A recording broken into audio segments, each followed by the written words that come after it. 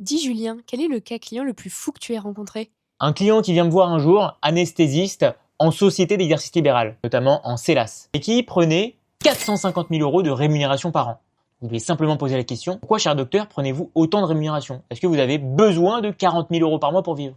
Il dit, mais pas du tout. Moi, avec 7 000 ou 8 000 euros par mois, je vis. Alors, je lui ai posé la question de savoir pourquoi il prenait autant de rémunération. La réponse était claire, c'est que les conseils historiques du docteur, expert comptable et avocat, disaient, prends-toi toute la rémunération, siphonne la trésorerie de la selle, parce que sinon tu vas payer de l'impôt sur les sociétés. Donc, le docteur prenait 450 000 euros de rémunération sur lequel il payait de l'impôt sur le revenu au taux marginal à 45%, plus des charges sociales, URSSAF et CARMF à 35 ou 40% puisqu'il était secteur 2. Tout ça pour éviter de payer 25% d'impôt sur les sociétés au sein de sa selle. Nous avons donc revu toute sa stratégie de rémunération de A à Z. Il a pris exactement ce dont il avait besoin pour vivre à titre personnel. Il y a eu un effet au niveau de la selle, bien entendu, c'est de laisser un bénéfice bien supérieur à avant. Donc, effectivement, il a payé beaucoup plus d'impôts sur les sociétés qu'avant. Et au moins à titre personnel, le revenu sur des tranches marginales qui avaient du sens au titre de l'impôt sur le revenu à 30%. Au niveau des charges sociales de l'URSSAF et de la CARMF, mais elle en a payé beaucoup moins. L'un dans l'autre, ce praticien était largement gagnant. Il faut retenir ici, c'est simplement que votre rémunération ne doit pas être prise au hasard. Il faut vraiment organiser quelque chose au niveau de la prise de rémunération. Que ça soit juste de la rémunération